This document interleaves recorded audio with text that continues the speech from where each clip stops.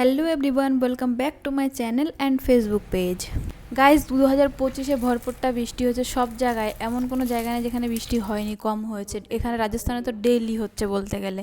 বৃষ্টি পড়তে শুরু হলেই বাঙালিরা খায় খিচুড়ি, আর অল ইন্ডিয়ার সব লোকেরা খায় পকোড়া। বাঙালিরাও খায়, কিন্তু আজকে বৃষ্টি হচ্ছে বলে আমি ভাবলাম ঘরে বড় বড় লঙ্কা ছিল, লঙ্কাগুলোর পকোড়া বানিয়ে নিই। আর এই ছোট্ট সা কড়াইটাকে আমি এনেছিলাম এইসব কাজের জন্যই, পকোড়া ফকোড়া ভাজার জন্য। এখানে আমি বেসনের মধ্যে কালো জিরে, নুন আর একটু হালকা লঙ্কার গুঁড়ো দিয়ে নিয়েছিলাম।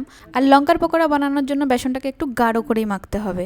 লঙ্কাগুলোকে মাঝখান থেকে কেটে নুন মাখিয়ে আগে থেকে একটু রেখে দিয়েছিলাম। তারপরে লঙ্কাগুলোকে আপনাকে ভালো করে বেসনের মধ্যে চুবিয়ে চুবিয়ে স্নান করিয়ে নিতে হবে। একটা কোট করে ভাজলে লঙ্কার সবুজ রঙটা বেসনের ভেতর থেকে উকি মারছিল, সেই জন্য প্রথমে হালকা ভেজে নেব। তারপরে আবার প্রত্যেকটা লঙ্কাকে সুন্দর করে গায়ে হলুদ করার মতন বেসন লাগিয়ে তেলের মধ্যে ভেজে নিলে একটু লাল লাল করে ভাজতে হবে। এবারে ভেজে নিলেই হয়ে যাবে লঙ্কার চপ রেডি। গ্যাসের ফ্লেম একদম হাই করে দেবেন না, তাহলে উপর থেকে চলে যাবে, ভেতর থেকে লঙ্কাটা একটু মোটা, তাই সেদ্ধ হবে না। সেই জন্য একটু ধৈর্য ধরে আস্তে আস্তে গ্যাসের ফ্লেমটা কম রেখেই পাকাতে হবে। সরি, একটু তুতলে ফেললাম, বেশি রেকর্ডিং করার অভ্যেস নেই সেই জন্য। যাই হোক, এইসব ভাজাভুজি খাবার আমি অনেক মিস করেছি, অনেক দিন খাইনি, কারণ গলব্লাডারে স্টোন ছিল আমার। তেলে ভাজা কিছু খেলে 6 ঘন্টার আগে ব্যথা কমতো না, সেজন্য আমি কিছু খেতাম না। এখন সার্জারির পরে আস্তে আস্তে একটু একটু, তবে বেশি খাই না, অল্প অল্প করে সব কিছু খাই।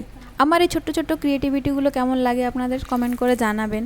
আপনারা যদি কোনো রেসিপি দেখতে চান তাহলে অবশ্যই কমেন্ট করে জানাবেন, আমি সেটা বানিয়ে আপনাদের দেখাবো।